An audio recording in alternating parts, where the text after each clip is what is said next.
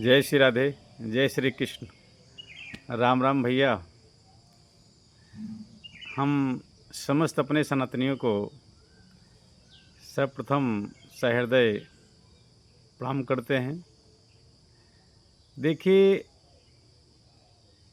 हिंदू ग्रंथों में चाहे वो भागवत हो, चाहे वो राम हो कथा हो, रामायण हो, चाहे जो भी पुराण हो, तो हमारे शास्त्रों में, पुराणों में सबका निचोड़ यही है कि कर्म जो है वो सही करना चाहिए और कर्म का फल सबको मिलता है।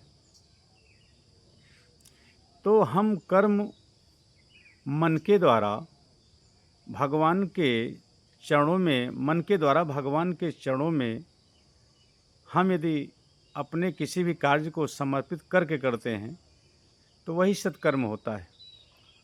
और जो कर्म हम करते हैं स्वयं भगवान को पीछे कर देते हैं, वह कर्म कर्म नहीं। और कर्म का फल ये है, अटल सत्य है। जैसे कुछ लोगों ने कहा, भी मैंने वीडियो देखा कि गुरुजी 80 साल का बूढ़ा क्या किया है जो जेल जा रहा है। 85 साल का बूढ़ा है और इसको जेल पुलिस ले जा रही है। क्यों ले जा रही है? तो आज का उनका कोई कर्म नहीं है,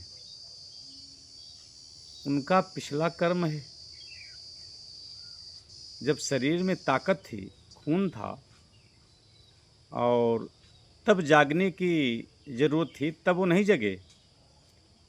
तब तो खूब अपराध किए क्योंकि शरीर में ताकत थी।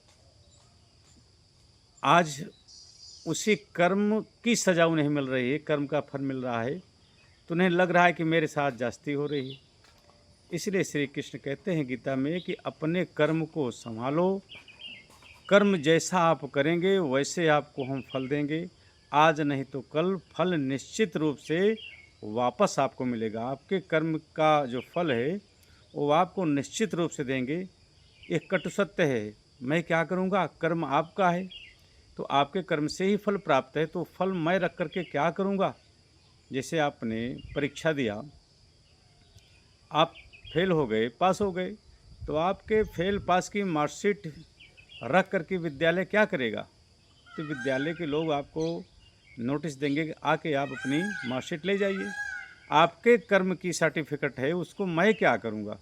तो वैसे श्री कृष्ण कहते हैं कि आपके कर्म का फल है, इसलिए मैं रख करके क्या करूँगा, मैं वापस पुनः तुम्हें दे रहा हूँ, तुम इसको देखो कि मैंने क्या किया है। इसलिए भैया कर्म जो है शुद्ध और सत्कर्म करो। शरीर में ताकत हो तभी आपको जागने की आवश्यकता है। शरीर में ताकत जब समाप्त हो जाती है तो जागने की आवश्यकता नहीं होती, तब तो सोने की अवस्था होती है। अब 80-85 साल का बूढ़ा यदि जेल जा रहा है, इसमें ताजुब क्या है? उसके कर्म की सज़ा है, वो जेल जा रहा है, जा रहा है।